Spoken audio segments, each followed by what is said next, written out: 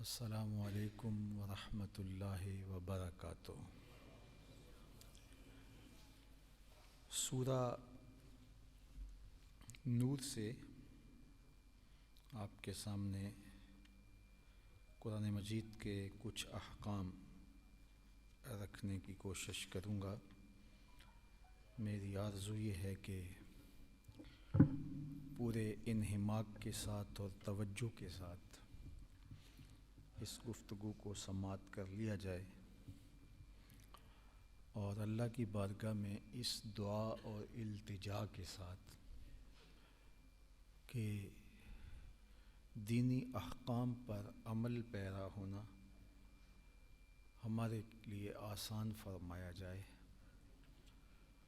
اور دور موجود کے فتنوں سے اللہ ہماری نسلوں کی حفاظت فرمائے۔ سورہ النور ہے اور اللہ جل شانہ کا حکم میرے اور آپ کے نام، لیکن حضور علیہ السلام کی وساطت سے یہ بات ہمارے تک پہنچائی گئی، اگرچہ پورا قرآن حضور کے ذریعے ہی ہمارے تک پہنچا ہے، اور یہاں خاص طور پہ محبوب علیہ السلام سے فرمایا گیا، کل اے محبوب آپ فرما دیجئے للمؤمنین اہل ایمان سے، مسلمانوں سے اپنے یہ ارشاد فرما دیجئے۔ کیا حکم ہے جو اللہ جل شانہ نے حضور کے ذریعے سے ہمارے تک پہنچایا؟ کل للمؤمنین یغضوا من ابصارہم ویحفظوا فروجہم، اے محبوب ارشاد فرما دیجئے مسلمان مردوں کو کہ وہ اپنی نگاہیں نیچی رکھیں اور اپنی شرمگاہوں کی حفاظت کریں۔ ذالک ازکی لہم، یہ ان کے لیے بہت ستھرا ہے۔ ان اللہ خبیر بما یصنعون، بے شک اللہ کو ان کے کاموں کی خبر ہے۔ اللہ جانتا ہے کون کہاں کھڑا ہے، کس کا دل کن خواہشات کا اسیر ہے، کس کی نظر بھٹکتی ہے، کس کا خیال بہکتا ہے، کس کی سوچوں میں آوارگی ہے، کون پارسائی کا ظاہری لبادہ اوڑھ کے اپنے باطن میں نجاستوں اور غلاظتوں کے اضافے کا سبب بن رہا ہے۔ اللہ کی نظر سے کچھ بھی پوشیدہ نہیں ہے۔ تو ستھرائی یہ ہے، پاکیزگی یہ ہے، عفت اسے کہتے ہیں کہ اپنی نگاہوں کی حفاظت کی جائے اور اپنی شرمگاہوں کی پاکیزگی کا سامان رکھا جائے۔ اللہ کے محبوب علیہ السلام نے ارشاد فرمایا کہ جو تمہارے دو جبڑوں کے درمیان، یعنی تمہاری زبان اور دو ٹانگوں کے درمیان تمہاری پارسائی کی جگہ،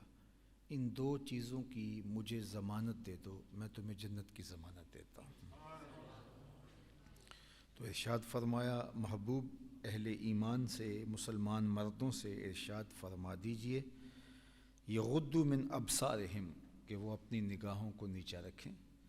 وَيَحْفَظُوا فُرُوجَهُمْ، اور اپنی شرمگاہوں کی حفاظت کریں۔ ذَلِكَ أَزْكَىٰ لَهُمْ، یہ ان کے لیے بہت ستھرائی والی بات ہے، ان کی پاکیزگی کا ذریعہ ہے، بے شک اللہ تعالیٰ ان کے کاموں کی خبر رکھتا ہے۔ وَقُلْ لِلْمُؤْمِنَاتِ، اور مسلمان عورتوں کو حکم دیجئے یغضضن من ابصارہن، کہ وہ بھی اپنی نگاہوں کو نیچا رکھیں، وَيَحْفَظْنَ فُرُوجَهُنَّ، اور اپنی پارسائی کی حفاظت کریں، اپنی آبرو پر پہرا دیں، وَلَا يُبْدِينَ زِينَتَهُنَّ إِلَّا مَا ظَهَرَ مِنْهَا، اور اپنا بناؤ نہ دکھائیں مگر جتنا خود ہی ظاہر ہے، وَلْيَضْرِبْنَ بِخُمُرِهِنَّ عَلَى جِيُوبِهِنَّ، اور دوپٹے اپنے گریبانوں پر ڈالے رکھیں، ولا یبدین زینتہن الا لبعولتہن، اور اپنا سنگار ظاہر نہ کریں مگر اپنے شوہروں پر، او آبائہن، یا اپنے باپ پر، او آبائے بعولتہن، یا شوہروں کے باپ، او ابنائہن، یا اپنے بیٹے، او ابنائے بعولتہن، یا شوہروں کے بیٹے، او اخوانہن، یا اپنے بھائی، او بنی اخوانہن، یا بھتیجے، او بنی اخواتہن، یا بھانجے، او نسائہن، یا اپنے دین کی عورتیں، او ما ملکت ایمانہن، یا اپنی کنیزیں جو ان کے ہاتھ کی ملک ہوں، او التابعین غیر اولی الاربہ، یا نوکر بشرطے کہ وہ شہوت والے مرد نہ ہوں، او الطفل الذین لم یظہروا علی عورات النساء، یا وہ بچے جنہیں عورتوں کی شرم کی چیزوں کی خبر نہیں ہے، ان سے عورت اپنی زینت کا اظہار کر سکتی ہے، اس کا منہ کھلا رہے، اس کے ہاتھ ان کے سامنے اگر کشادہ رہیں تو کوئی حرج نہیں ہے، لیکن اجنبیوں کے سامنے وہ مکمل پردہ کرے تاکہ فتنے کا امکان بھی ختم ہو جائے۔ بلکہ حکم یہاں تک دیا وَلَا يَضْرِبْنَ بِأَرْجُلِهِنَّ لِيُعْلَمَ مَا يُخْفِينَ مِنْ زِينَتِهِنَّ، وہ زمین پر زور سے پاؤں بھی نہ رکھے جس سے چھپا ہوا زیور اس کی آواز ظاہر ہو، زمین پر اتنے زور سے قدم بھی نہ رکھے کہ پاؤں میں پڑی ہوئی جھانجھن کی آواز گلی سے گزرتے ہوئے مرد کے کانوں تک پہنچے۔ یہ شریعت کی احتیاط ہے۔ عورت پاؤں میں پڑی ہوئی پازیب کو اگر اس انداز سے حرکت دیتی ہے کہ باہر گلی سے گزرتے ہوئے غیر مرد کے کانوں میں عورت کی آواز نہیں، عورت کے پاؤں کی آواز نہیں، عورت کے پاؤں میں پڑے ہوئے پازیب اور جھانجھن کی آواز اگر گلی سے گزرتے ہوئے غیر مرد نے سنی تو شریعت اس سے بھی عورت کو روکتی ہے۔ اور جو عورت پاؤں میں گھنگرو باندھ کر کے غیر مردوں کو، اجنبیوں کو دعوت نظارہ بھی دیتی ہے اور ان کا دل بہلاتی ہے، اور اس کو آپ کلچر قرار دے دیں، اس کو آپ فیسٹیول کہیں، اس کو روشن خیالی کہیں، اس کو دور جدید کے تقاضے کہیں، جو بھی کہہ لیں، قرآن نے صاف واضح اور دو ٹوک کہا وَلَا يَضْرِبْنَ بِأَرْجُلِهِنَّ لِيُعْلَمَ مَا يُخْفِينَ مِنْ زِينَتِهِنَّ، وہ زمین پر پاؤں زور سے نہ رکھیں کہ جانا جائے ان کا چھپا ہوا سنگار۔ اپنے گھر کی دہلیز کے اندر زور سے پاؤں رکھے اور پاؤں میں پڑی ہوئی جھانجھن یا پازیب کی آواز گلی سے گزرتے ہوئے غیر مرد کے کانوں تک پڑے، عورت اتنی پاکیزہ ہے میرا رب یہ بھی گوارا نہیں کرتا ہے۔ یہ اسلام کی شہزادیاں ہیں، اس لیے خواتین کا پردہ اس لیول کا بتایا کہ تمہارے پاؤں کی آواز تو کیا، پاؤں میں پڑے ہوئے پازیب کی آواز، حالانکہ وہ ناچنے کی غرض سے نہیں، گلی سے گزرتے غیر مرد کو سنانے کی غرض سے نہیں، وہ آپ چلتی ہیں تو روٹین کے ساتھ اس کی آواز باہر پڑتی ہے، آپ کے علم بھی نہیں ہے کہ باہر گلی سے کوئی گزر رہا ہے یا نہیں، اور گزرنے والے کو بھی نہیں پتا کہ اندر سے یہ جو پازیب کی آواز آ رہی ہے یہ بوڑھی خاتون کی ہے یا نو عمر بچی ہے یا جوان خاتون ہے، اس کو بھی علم نہیں ہے، لیکن اس کے باوجود شریعت اسلامیہ نے اس سے بھی روکا کہ تمہارے پاؤں میں پڑی ہوئی پازیب کی آواز بھی غیر مرد کے کانوں تک نہ جائے۔ آج کے روشن خیال معاشرے نے اور روشن خیال سوچ نے عورتوں کو بے نقاب ہی نہیں کیا بلکہ نیم برہنہ کر دیا، یہ سوچ اور یہ جملہ بول کے کہ پردہ تو نظر کا ہوتا ہے، تو شریعت نے یہاں تو نظر ہی نہیں، نظر تو پڑی نہیں، وہ چار دیواری میں ہے، تو اس آواز کے پردے کا بھی حکم دیا۔ تو یہ حکم ہے وَتُوبُوا إِلَى اللَّهِ جَمِيعًا أَيُّهَا الْمُؤْمِنُونَ، اور اللہ کی طرف توبہ کرو اے مسلمانوں، سب کے سب۔ لعلکم تفلحون، تاکہ تم فلاح پا جاؤ۔ تو یہاں تک حکم ارشاد فرمایا کہ تمہاری احتیاط کا عالم یہ ہونا چاہیے۔ اسی طرح آپ دیکھیے قرآن مجید میں ایک دوسرے مقام پہ سورہ احزاب میں اللہ جل شانہ نے احکام ہمارے سامنے ارشاد فرمائے۔ اللہ اکبر۔ یا ایھا النبی، اے نبی، کل ازواج کا، اپنی صاحب زادیوں، اپنی ازواج سے، اپنی بیویوں سے کہہ دیجئے، و بنات کا، اور اپنی صاحبزادیوں سے فرما دیجئے، و نساء المومنین، اور مسلمان عورتوں سے ارشاد فرما دیجئے، یدنین علیہن من جلابیبہن، کہ وہ اپنی چادروں کا ایک حصہ اپنے منہ پہ ڈالے رہیں، ذالک ادنی ان یعرفن فلا یؤذین، یہ اس سے نزدیک تر ہے کہ ان کی پہچان نہ ہو اور وہ ستائی نہ جائیں، وکان اللہ غفور الرحیم، اور اللہ بخشنے والا مہربان ہے۔ تو یہاں اللہ جل شانہ نے حکم ارشاد فرمایا کس انداز کے ساتھ کہ وہ اپنی اوڑھنیاں خوب اوڑھے رکھیں اور غیر مرد ان کو دیکھ نہ پائے۔ قرآن مجید میں حضرت موسیٰ علیہ السلام کا اور حضرت شعیب علیہ السلام کا قصہ بیان ہوا۔ آپ جانتے ہیں کہ حضرت موسیٰ علیہ السلام جب مصر میں تھے تو ایک قبطی نے بنی اسرائیل کے ایک شخص پر زیادتی کی، تو اس نے شکایت لگائی حضرت موسیٰ علیہ السلام کو، تو آپ نے اس قبطی کو پکڑ کے تھپڑ مارا، اور تھپڑ اتنا زوردار تھا کہ اس کی موت واقع ہو گئی۔ تو ان حالات کے اندر حضرت موسیٰ علیہ السلام کو مصر چھوڑنا پڑا، چونکہ یہ آیان اقتدار میں سے تھا تو حالات کشیدہ ہو گئے، تو آپ مصر کو چھوڑ کر شہر مدین کی طرف چل دیے۔ اللہ اکبر۔ تو شہر مدین کی طرف جب آپ چلے تو کئی دنوں سے بھوک بھی تھی، پیاس کی شدت بھی تھی، تو دیکھا کہ ایک کنواں ہے، وہاں لوگ اپنے جانوروں کو پانی پلا رہے ہیں، اور ایک کونے میں دو خواتین ہیں جو اپنے جانور لیے کھڑی ہیں اور منتظر ہیں۔ تو حضرت موسیٰ علیہ السلام نے ان سے پوچھا، قال ما خطبکما، تمہارا معاملہ کیا ہے؟ لوگ اپنے جانوروں کو سیراب کرا رہے ہیں اور تم یہاں کیوں کھڑی ہو؟ قالتا لا نسقی حتی یصدر الرعاء، انہوں نے کہا کہ جب تک لوگ اپنے جانوروں کو پانی پلا کر کے چلے نہیں جاتے اتنی دیر تک ہمیں انتظار کرنا ہوتا ہے، کیونکہ مردوں کے ہجوم میں گھس کر کے ہم اپنے جانوروں کو پانی پلانا پسند نہیں کرتی۔ وَأَبُونَا شَيْخٌ کبیر، سوال کھڑا ہو سکتا ہے کہ تم پھر خود کیوں آئی ہو، کوئی تمہارے گھر کا مرد آنا چاہیے۔ تو انہوں نے کہا کہ ہمارے باپ بہت بوڑھے ہیں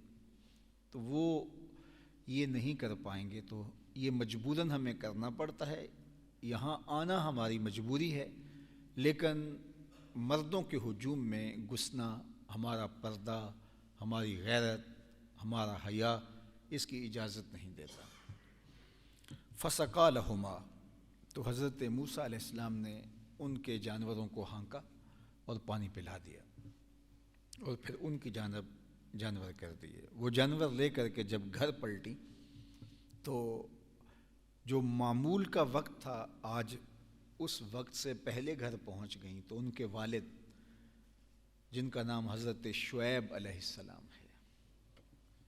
تو انہوں نے اپنی بیٹیوں سے کہا کہ تم جلدی آ گئی ہو،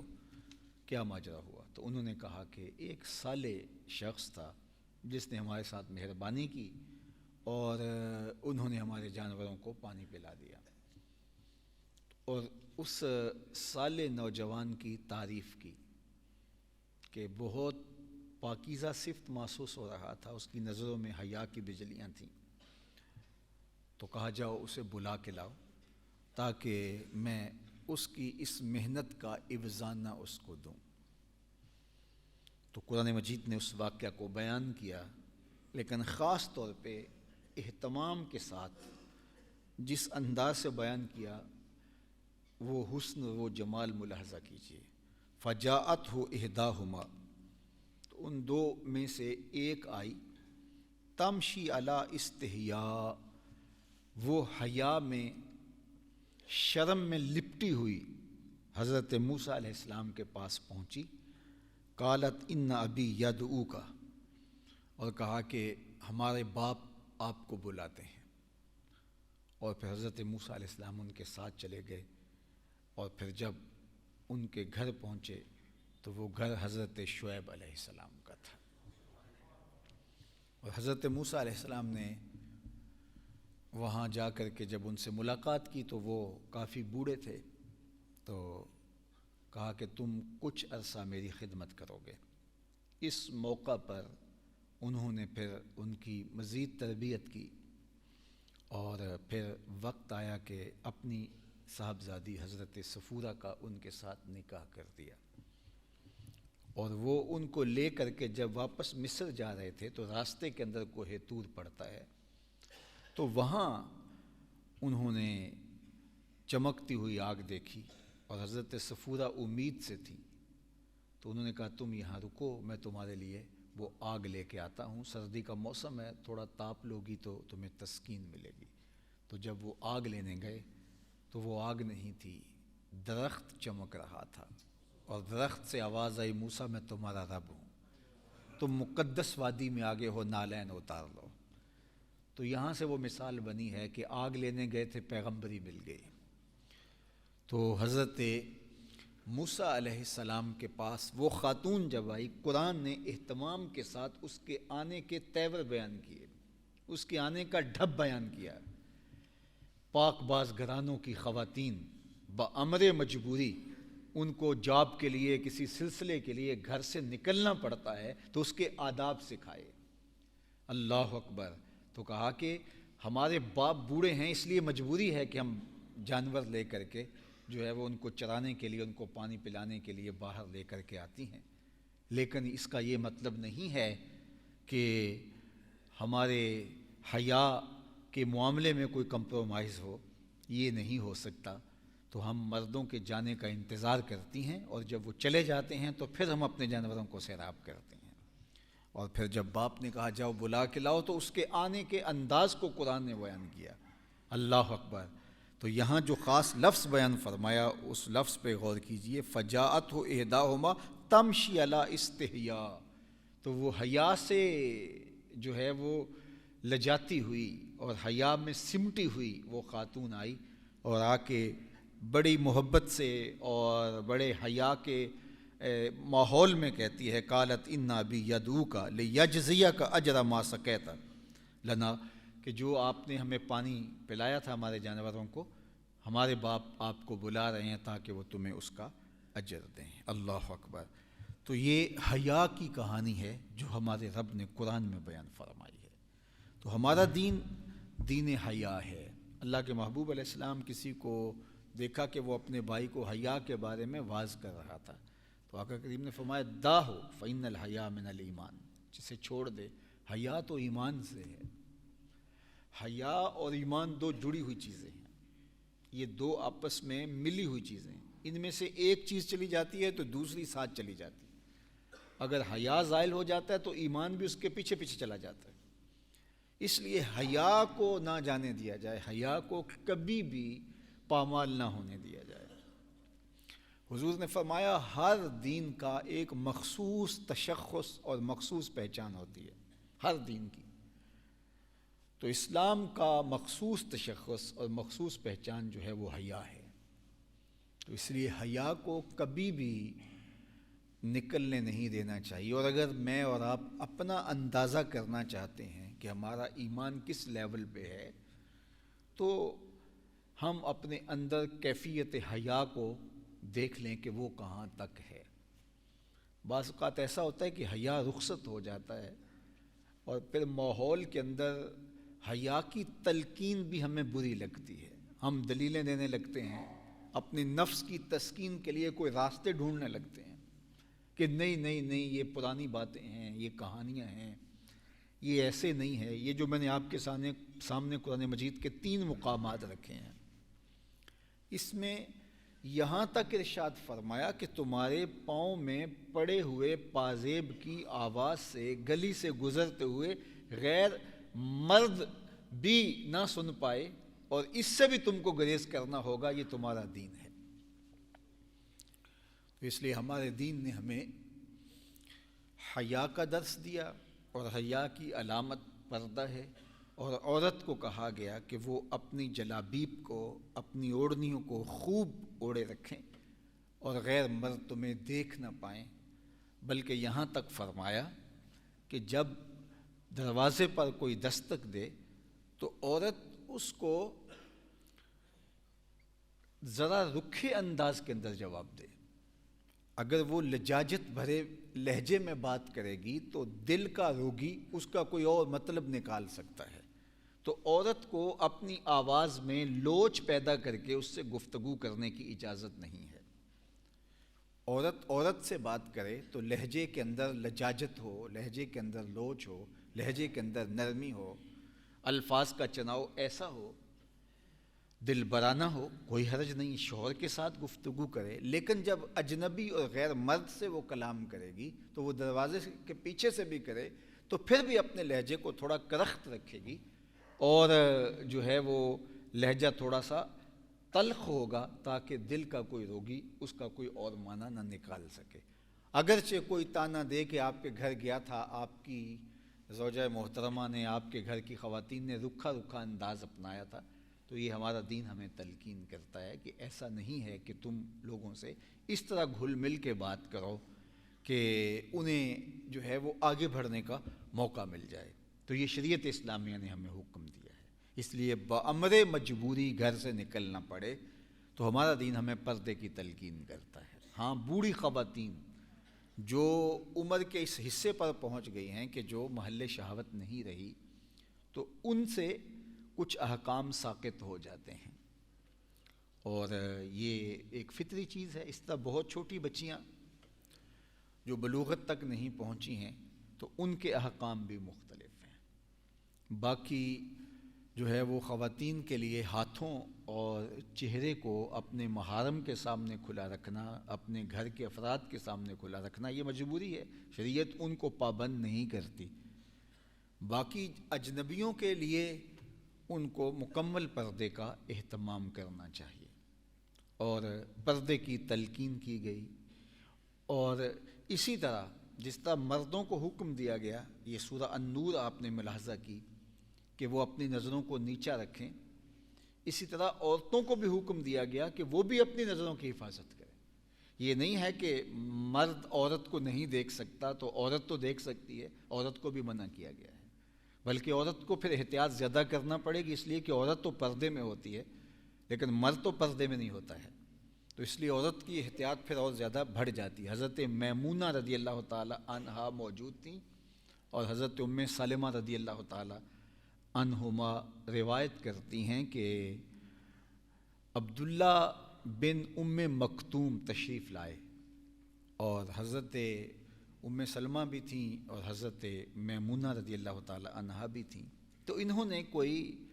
پردے کا اہتمام نہیں کیا، تو حضور نے ان سے فرمایا کہ تم پردہ کرو، تو انہوں نے کہا کہ حضور وہ تو نابینا ہے، تو فرمایا وہ نابینا ہے، تم نابینا تو نہیں ہو۔ حالانکہ حضور کی ازواج امت کی مائیں ہیں، اور یہ نص قطعیہ ہے، یا نساء النبی لستن کاحد من النساء، تم عام عورتوں کی طرح نہیں ہو۔ النبی اولا بالمؤمنین من انفسہم وازواجہ امہاتہم، نبی مومنوں کی جانوں سے قریب ہیں اور ان کی ازواج مومنوں کی مائیں ہیں، لیکن اس کے باوجود انہیں بھی پردے کا حکم دیا گیا۔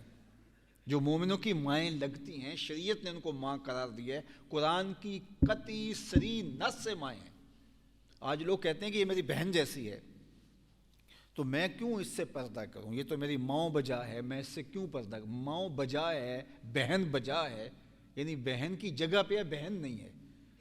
اور ازواج مطہرات مائیں ہیں، وَأَزْوَاجُهُ أُمَّهَاتُهُمْ، اور نبی کی ازواج ان کی مائیں ہیں، تو پھر بھی ان سے پردے کی تلقین کی، اور ان ماؤں سے بھی کہا گیا تم بھی پردہ کرو اور تم بھی جو ہے وہ اپنی نظر کو جو ہے وہ جھکا لو، اگرچہ نابینا ہے لیکن تم تو بینا ہونا۔ تو یہ شریعت اسلامی نے ہمیں حکم دیا اور یہ ہماری شریعت اسلامی کا مزاج ہے۔ دیکھیں، جب شر پھیل جاتی ہے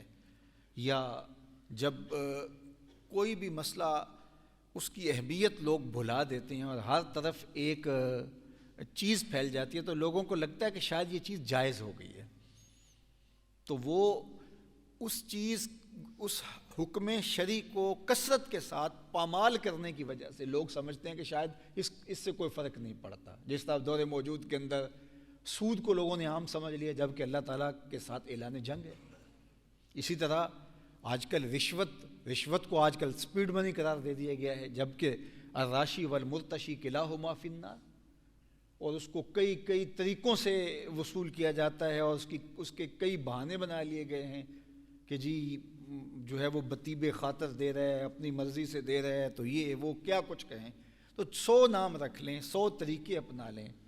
تو سود پھر بھی حرام ہے۔ سارے لوگ بھی کائنات کے سود لینے لگ جائیں، بلکہ قرب قیامت کے فتنوں کا ذکر کرتے ہوئے فرمایا گیا کہ اگر کوئی سود سے بچ پائے گا لیکن اس کے دھوئیں سے نہیں بچ پائے گا، اس کے دخان سے، اس کے دھوئیں سے نہیں بچ پائے گا، اس قدر سود عام ہو جائے گا، سودی معیشت یوں رچ بس جائے گی۔ تو کیا اتنی کثرت کے ساتھ جب سارا زمانہ ہی سود خور ہو جائے تو کیا سود جائز ہو جائے گا؟ جب سارا زمانہ ہی رشوت لینے دینے کے دھندے میں لگ جائے تو کیا رشوت جائز ہو جائے گی؟ جب تمام کائنات کی عورتیں پردہ ترک کر دیں تو کیا پردے کے حکام ساقط ہو جائیں گے؟ جو دور رسالت مآب ہے، جس دور میں وحی اترتی رہی اور جو صحابہ حضور کی تربیت کے نور سے مالا مال ہوئے، تقوی کے جس مقام پر وہ تھے، دنیا کی جو ہے وہ کوئی قوم اس مقام پر نہیں پہنچ سکتی، تو جب ابو بکر سے بھی کہا گیا کہ نگاہوں کو نیچا رکھو، جب عمر اور عثمان کو اور علی المرتضیٰ کو بھی کہا گیا کہ نگاہوں کو نیچا رکھو، جب عائشہ رضی اللہ تعالی عنہا، ام سلمہ، حضرت خدیجہ الکبریٰ سے لے کر کے سب خواتین کے لیے یہ احکام ہیں، تو پھر آج کی خاتون کہے کہ میں بڑی پارسا ہوں، میری نظر میں حیا ہے، اور مرد کہے کہ میں اس کو بہن کی جگہ پہ سمجھتی ہوں، تو جو ماں کی جگہ پہ نہیں ماں تھی اس کو بھی کہا گیا کہ تو اس بیٹے سے پردہ کرنا، تو بیٹے کو کہا تو اس ماں سے پردہ کرنا، تو پھر میں اور آپ کون ہوتے ہیں؟ تو کثرت کے ساتھ کسی چیز کا وارد ہو جانا اور کسی چیز کا عام ہو جانے سے احکام تبدیل نہیں ہوتے، لیکن آج چونکہ ہمارا معاشرہ اس رنگ میں رنگ گیا ہوا ہے تو اس لیے جو ہے وہ ہم نے تو پردہ ترک ہی کر دیا، اور معمولی سی اوڑھنی، اور وہ بھی جو ہے وہ مذہب پسند لوگوں کے سر پہ تھوڑا سا کپڑے کا ٹکڑا رہ گیا، آج عالمی طاقتیں چاہ رہی ہیں کہ وہ بھی ہم سے چھین لی جائیں۔ فرانس کے اندر ماضی میں ہوا اور مختلف ممالک کے اندر، مغرب ہمارا وہ پردہ بھی برداشت نہیں کرتا، جبکہ وہ انسانی آزادی کی بات کرتے ہیں کہ جس طرح کوئی چاہے بولے، اس کو جو ہے وہ آزادی اظہار ہونا چاہیے، جس طرح کا کوئی لباس پہننا چاہے وہ پہن لے، اس کو آزادی اظہار ہونا چاہیے، جو کرنا چاہے کرے، اس کو آزادی عمل ہونا چاہیے، لیکن دوسری جانب جو ہے وہ اس ثقافت کو، اس معمولی سے پردے کو، اور جو ہے وہ ایک کپڑے کے ٹکڑے کو بھی وہ بوجھ سمجھ رہے ہیں، اور یہ تہذیبی جنگ اس وقت پوری دنیا کے اوپر لگی ہوئی ہے، اور یہ تہذیبی جنگ آج سے نہیں لگی، یہ تہذیبی جنگ جو ہے وہ کئی صدیوں سے جاری ہے، اور گزشتہ 1.5 صدی سے تو اس میں زور ہے، اور وہ مسلمانوں سے وہ چیزیں چھیننا چاہتے ہیں جو ان کے اسلام کی شناخت ہیں۔ جس طرح میں نے عرض کیا کہ ہر دین کا ایک الگ تشخص اور الگ پہچان ہوتی ہے، اور اسلام کا تشخص اور اسلام کی پہچان حیا ہے، اور حیا کی بہت بڑی علامت پردہ ہے، تو وہ چاہتے ہیں کہ اسلام کا وہ تشخص ختم ہو جائے تو اسلام کا نور ختم ہو جائے گا، تو لہٰذا پردے سے حملہ آور ہو کر کے پھر آگے تک معاملے چلے جاتے ہیں۔ تو آج پوری دنیا کے اوپر ایک طوفان بدتمیزی ہے، 14 فروری آتا ہے تو اس کو اہتمام سے منایا جاتا ہے، اس کے اوپر باقاعدہ بڑی بڑی کمپنیاں انویسٹمنٹ کرتی ہیں اور چیزوں کو سستا کرتی ہیں، اور مسلم ممالک میں خاص طور پہ جو ہے وہ اس پہ جو ہے وہ ملٹی نیشنل کمپنیاں کام کر رہی ہوتی ہیں تاکہ جو ہے وہ مسلمانوں کے اندر اس کلچر کو فروغ دیا جائے اور بے حیائی کے کلچر سے جو ہے وہ ان کے ایمان کی متاع کو چھینا جا سکے اور ان کو کمزور کیا جا سکے۔ یہ علامت ہے ہمارا تشخص ہے۔ بعض لوگ کہتے ہیں کہ آپ تو پردے میں اسلام کو سمجھ لیا ہے، پردے میں اسلام رکھا ہے۔ ایک زمانہ تھا ہم سنتے تھے کہ اسلام میں داڑھی ہے، داڑھی میں اسلام نہیں ہے، اب کہہ رہے ہیں کہ اسلام میں پردہ ہے، پردے میں اسلام نہیں ہے۔ تو یہ عجیب کہانی ہے۔ تو یہ تو پھر یہ بھی کہا جا سکتا ہے اسلام میں روزہ ہے، روزے میں اسلام نہیں ہے، اسلام میں نماز ہے، نماز میں اسلام نہیں ہے۔ تو پھر آپ تو سب احکام کے بارے میں، نماز اسلام میں، حج ہے، حج میں اسلام نہیں، تو پھر اسلام ہوگا کہاں؟ اسلام ان اجزائے ترکیبیہ کے مجموعے کا نام ہے نا۔ یہ اینٹیں ملتی ہیں تو عمارت بنتا ہے، اور ایک ایک اینٹ کا انکار کر دیا جائے تو عمارت کا انکار کر دیا جائے، عمارت ڈھا دی جائے گی۔ تو یہ کہا جاتا ہے یہ کٹ ملا ہیں، یہ دقیانوسی فکر رکھتے ہیں، یہ پرانی سوچ کے حامل ہیں۔ میاں پرانی سوچ کے تو تم حامل ہو۔ بے پردگی یہ جدت نہیں ہے، یہ قدامت ہے۔ اسلام سے قبل کعبۃ اللہ کا طواف برہنہ کیا جاتا تھا۔ یہ صفا اور مروہ کے اوپر اصاف اور نائلہ، یہ جو دو بت پڑے ہوئے تھے، یہ کس چیز کے پڑے ہوئے تھے؟ یہ برہنہ طواف کرتے ہوئے ان کا جو عمل تھا اس کے نتیجے میں پتھر بنا دیے گئے تھے۔ تو یہ تو جاہلیت تھی کہ وہ بے پردہ تھے، جانوروں کی طرح، جس طرح جانور بے پردہ ہوتے ہیں۔ انسان کو تو اللہ نے لباس دیا ہے، اور لباس کے 3 مقصد ہیں: زینت، موسمی اثرات سے بچاؤ، اور اپنے پردے کی حفاظت۔ یہ 3 مقاصد ہیں لباس کے، اور لباس پوری کائنات کے اندر زیرو چیزوں میں صرف انسان پہنتا ہے۔ نہ حشرات الارض لباس پہنتے ہیں، نہ پرندے لباس پہنتے ہیں، اور نہ ہی جانور لباس پہنتے ہیں۔ لیکن میرے مالک نے ان کے پردے کے لیے بھی بال، دم اور کچھ چیزیں اہتمام کے ساتھ رکھی ہوئی ہیں، اور یہ چیزیں مرد کے ساتھ نہیں جڑی، اس لیے کہ اس کو شعور دیا گیا اور یہ اپنا لباس تیار کرتا ہے۔ اور حضرت آدم علیہ السلام کو ماں حضرت حوا کے جب جنت سے زمین پر بھیجا جانے لگا، وہ ایک دانہ کھانے کی وجہ سے معاملہ ہوا جو قرآن میں مذکور ہے،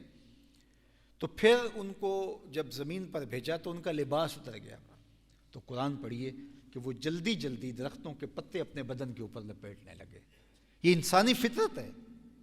انسانی فطرت ہے کہ وہ اپنے آپ کو برہنہ گوارا نہیں کرتا، وہ اپنے آپ پر لباس لپیٹنا پسند کرتا ہے۔ تو یہ حیوانیت ہے، یہ وحشت ہے کہ انسان اپنے لباس کو اتار پھینکے۔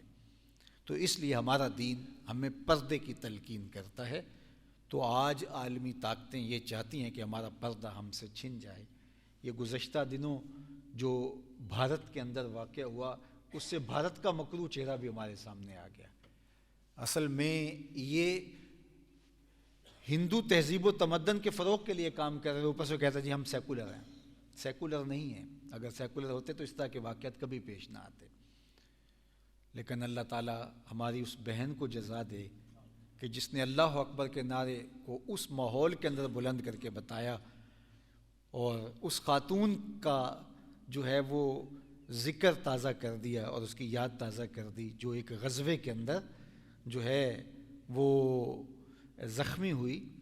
اور اس کا پردہ اترنے لگا تو جلدی جلدی سے پردہ سمیٹ لیتی ہے۔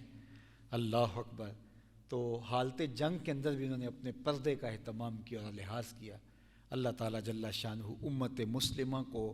حضور کے لائے ہوئے احکام کی مطابقت میں زندگی گزارنے کی توفیق۔